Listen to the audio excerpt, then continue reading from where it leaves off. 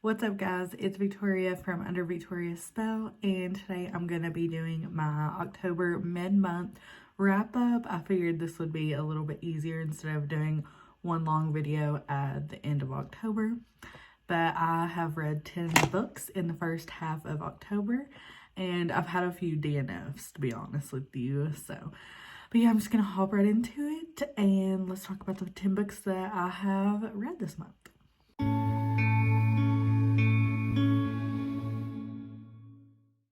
Okay, so the first book that I picked up was actually going to be for a reading vlog that I decided to just completely scrap because of just how the first book was going. I was gonna do a series where I reread some of my favorite books that got me into reading, and I was gonna start with the 50 Shades of Grey series by E.L. James. Probably a very well-known book. They were movies. And so I started reading 50 Shades of Grey, book 1. And I had a physical copy of it, and I was also listening to it on audio. I was flipping back and forth. And I just was not enjoying it. I don't know if it's because I've read the book so many times, I've watched the movies, or it's just because I'm so diverse in reading different romances, but I was so bored. The audiobook was getting on my nerves. I just wasn't enjoying reading the story. So I DNF'd the book at 48%. I just was not interested in. I don't want to read things that I'm not interested in. So that was the beginning of my month. The first thing I tried to pick up, I did not like at all. So that was book 1. Book number 2 and 3 is book 4 and 5 in the Bonds That Tie series, and that's Forced Bonds, which is book 4, and then Tragic Bonds, which is book 5. I gave both of them 5 stars. Such a good series. You've heard me talk about it on this channel before, but it follows Ollie, who's our main character, and her 5 other fated mates, which are called Bonds in this series. And they are pretty much in the 4th and 5th book. They're continuing on discovering more about their gifts, learning how their relationship dynamics work. They're fighting the resistance, which is kind of like the bad guys of the stories. And you also get, if you've read the series, there's one character, one of her bonds in particular, that she hasn't been able to really find common ground with. So these 2 books kind of focus on our heroine and one of her heroes. And it was so good. It was so sad, but it needed to be done. I just loved continuing on in the series. The last book comes out at the end of the month. Cannot wait. I'm excited to see how the series is going to end. It is so action-packed. Like, if you love fantasy, if you love reverse harem, and if you like that action-y type of books, these are definitely for you. Both 4 and 5 are so good, but book 1 is Broken Bonds if you want to start at the beginning, and you do need to read them in order. It follows the same main heroine and her bonds throughout the series, so don't read them out of order. But yes, those are the second and third book that I read this month. So good. I can't believe the series is almost over. But the next book I picked up was one that Caitlin from the Love Librarian, I saw it in one of her recommendation videos, and it had been on my list, and I was kind of wanting to get a little bit away from fantasy for a moment and just kind of read something else.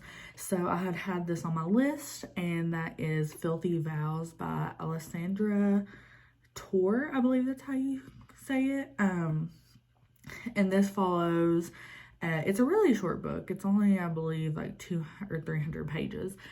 But this follows our heroine and her husband, and it starts out at the beginning, kind of where their love story is, and then it's flashing to the present, and then it kind of goes back and forth a little bit.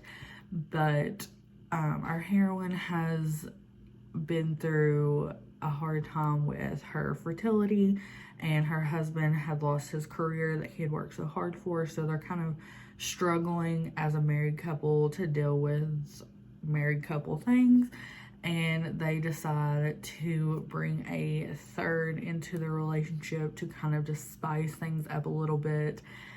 And this book had such potential to be good. I was so here for the idea. I love, like, almost like a marriage in trouble, but they weren't really in trouble, but I love that kind of trope.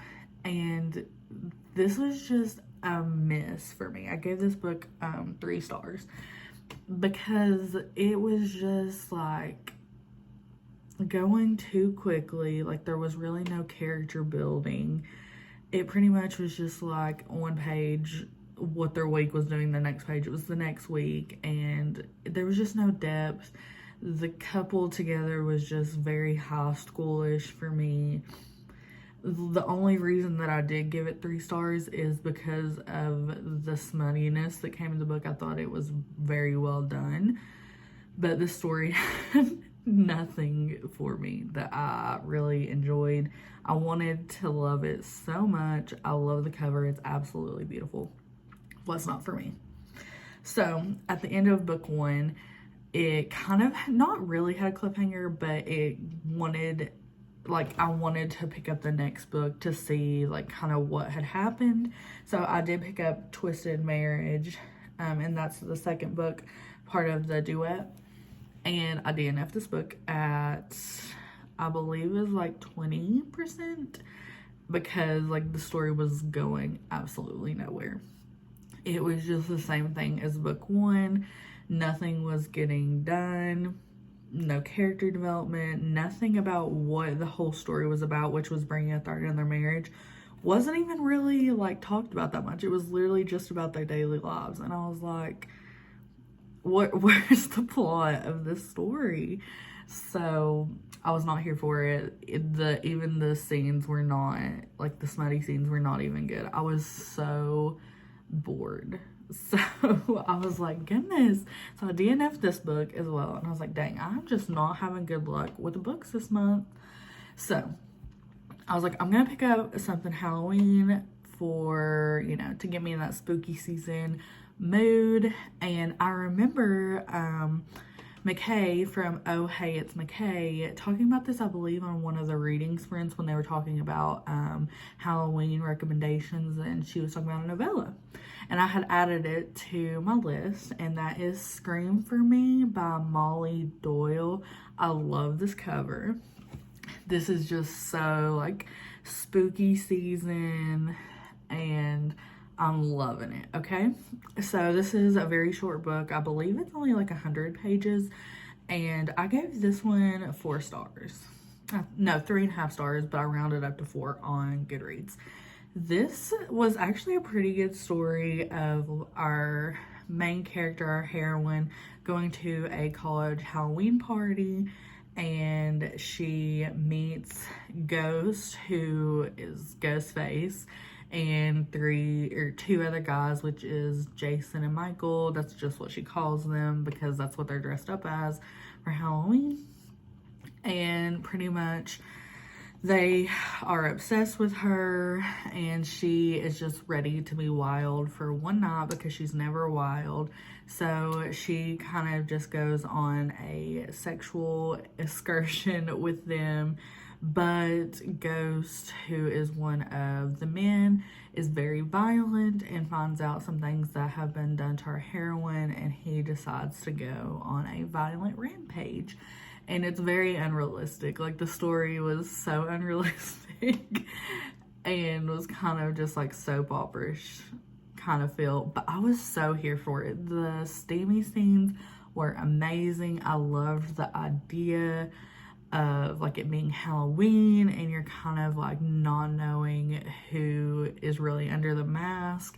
I was just here for it. I thought it was really, really good. I wish that it was longer. I think that this was a full length novel, I would totally pick it up. I love the spookiness that came with it, and it served its purpose of being smutty and Halloween and short.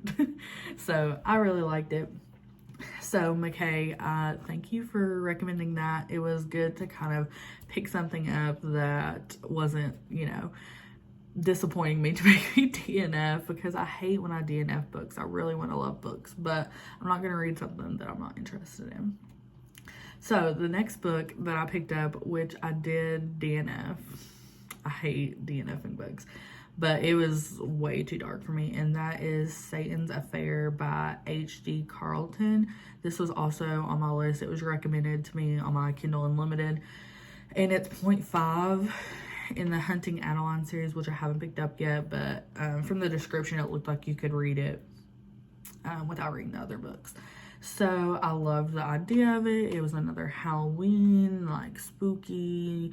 I thought it was gonna be like a why choose a reverse harem, but I didn't even get to chapter 2, because it starts out with like this cat and mouse game, and whoever is the main character, I'm guessing it's a female, it was kind of hard to decipher. She is chasing someone and trying to kill them, and it's very like, you know, I've read serial killer romances, like that part didn't bother me. But they're at the end of the first scene, something happens that is just, that's a no-go for me. I was just like, this is not what I want out of a romance. If you're going to read this, please check your triggers. I just did not like this book. I was like, I can't read this. This is too dark for me. So I was like, I'm just going to go ahead and DNF it. But that doesn't mean other people won't love it. But the next book that I picked up, I was really excited to read because I've had it on my list. And this is another one that Caitlin from The Love Librarian did in one of her recommendation videos. And I've been wanting to pick it up. And that is Control Freak by Brianna Hill. This story was so good. I gave this book 4 stars. And this follows our heroine who is recovering from an eating disorder. So please check your triggers. If that's something that bothers you, don't pick up this book, because it's very heavy in this book. But it was so good. I had never read a book like this before, and I thought it was handled really, really well. But this follows our heroine as she's recovering from an eating disorder, and our hero, who is a owner of a art museum, and he's looking for a new assistant, and our heroine becomes his new assistant, and their banter back and forth is just so cute. I love it. He comes off as a very grumpy hero in the beginning, but he really is, like, to me, like a cinnamon roll hero. Loved him. This has a really big BDSM aspect in the story. I loved it. I thought it was done so well. This was such a different way of doing BDSM than I had read in previous books. I thought it was done so well, especially when dealing with her eating disorder. I had never read something like the combination between the two. So good. This book was 4 stars. The only reason I didn't give it 5 stars was I think that it could have been a little longer. I felt the ending was a little rushed, but overall it was still a really good book. You should pick this up if you want some spicy and you want an emotional read at the same time. It was so good. So good. And the next one I picked up was, I was looking at Brianna Hill's backlist because I was like, I really enjoyed that book. I need to look and see what all she has. And the next one really intrigued me. It was another novella, and that was Dom Fitness by Brianna Hill. And this was, I guess, an anthology, but she turned it into a novella. It's very short. I believe it was under 100 pages. And this was so good. I gave this one 4 stars. This follows our main character, Dom, and that's his name. But he is opening up a gym, and it's all about the members coming in the gym that want to be submissives, and all the trainers are doms or masters or whatever. I thought the idea was so good. I was like, okay, this is very different. And so our heroine in this book is writing an article for the new gym opening up, which is Dom Fitness, and she has to join the gym to be able to interview the owner, which is Dom. And so it is their romance together. It has that BDSM aspect to it, It was so good. It was such a quick read, but I love the idea of the story. Thought it was amazing. Like, if you love like a funny banter with like that BDSM and a quick read, like, this is definitely one for you. I really enjoyed it. If this would have been a full-length novel, I would have been here for it. But yeah, I gave that one 4 stars. It did its purpose for a novella. Honestly, I thought the pacing of it was really, really good. It didn't seem that all rushed. I thought the writing was really, really good. And the last book that I picked up this month, it was the duet to this one, and that is Gem Bunny.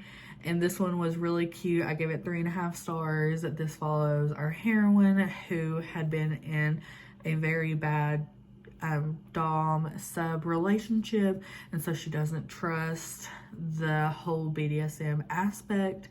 And so this gym just opened up at the end of her street, which is Dom Fitness, and she runs into a guy outside handing flyers out, and it's their romance together because he sees her walk to her apartment every single day, and he's just so enticed by her, and she is just so off-put by him.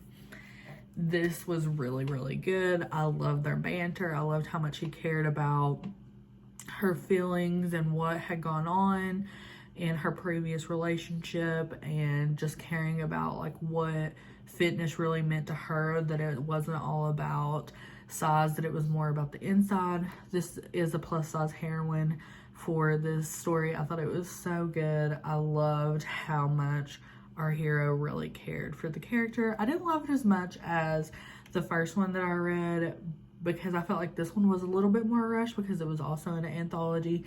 But overall, it was really, really good. It was spicy, and I was so here for it.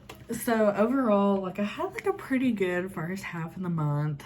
I'm hoping the second half is a lot better. I've just been really picky about my books this month. I've been in like a weird reading slump where nothing really interests me.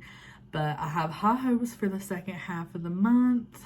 But let me know what you have read in the first half of October, if you've read any of these. And I will talk to you guys soon.